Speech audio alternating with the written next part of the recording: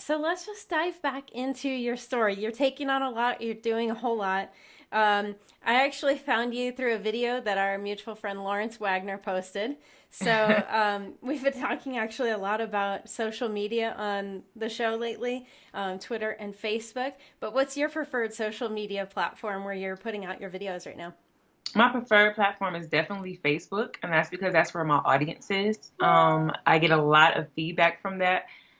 So my audience is from 24 to 35, like that's in women, and so that's where I go. I don't play around with Twitter too much, and Instagram I'm starting to get on more, and believe it or not, it's growing very fast. Instagram, so Instagram's very popular right now. I haven't mastered it yet either, but I should put that higher on my to-do list. yes, yes.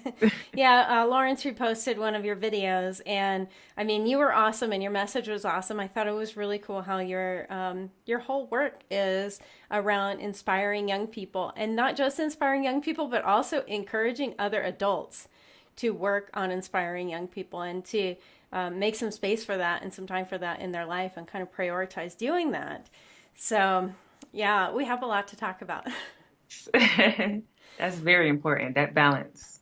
So, take us back a little bit in your story. Where did this all begin for you? For me, I was 19 when my husband was deployed to Iraq, and we had two children at the time. And I went into like a depression. And so I guess he did too, because he was, in war. And so he said, can you just write me some stories, to make me feel like I'm back in America? And so I'm like, I don't do that. I write poems. And so I tried it, and he's like, wow, like, can you keep writing that? Because it makes me really feel like I'm there. And so years later, I was searching for myself. I know a lot of us women do that, especially after having multiple children. It's like you kind of lose yourself being a mom and a wife.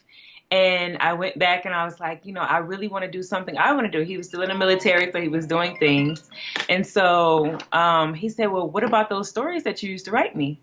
And I'm like, okay. And so I tried it, and I ended up starting my first book, The Influenced, and it turned out to be amazing and people liked it. So that's how I began writing. But I really have to thank him for pushing me. Your book, The Influenced. When did that come out? 2015. And are you able to share with us a little bit about what the story is about? It's about a young boy who he grows up in poverty. It's based off of my story and some things that my husband went through. And all he want to do is succeed, just like, anybody, like you're in an abusive household, you just really want to succeed and you're trying to find your way. So we always find influences. We might find influences in the street. We might find influences in, schools, but we're all searching for somebody to kind of help us. And so that's what David did, the character. However, there's two other characters in the story who are also finding influences. So you can see one influences book smart, one influences street smart, and one is a wealthy grandfather. So you have three children from childhood to adulthood, and you get to see how their influences impact their life. And it's so real and raw, and that's why I like writing about it. But it's just so real about life, like you are, your success depends on who is influencing you. Absolutely. You so in your brief description of the story, and I know this is an oversimplification, but the basic point sounds a little bit like Rich Dad Poor Dad. Had you already read that at the time that you wrote it? I read Rich Dad Poor Dad actually in 2009. So that's one of my favorite. That's actually the book that kind of changed my mindset. Like Awesome. you are in control of your destiny. And that's what I write about. No matter where you come from, what you look like, you are in control of your destiny. You just have to find your way. So what kind of feedback did you get after the book came out? Oh, the first person that read it, I sat across from her as she was reading it, and she cried. And she like literally cried. And I was like, are you okay? And we were at a party, and I was like, could you just read this?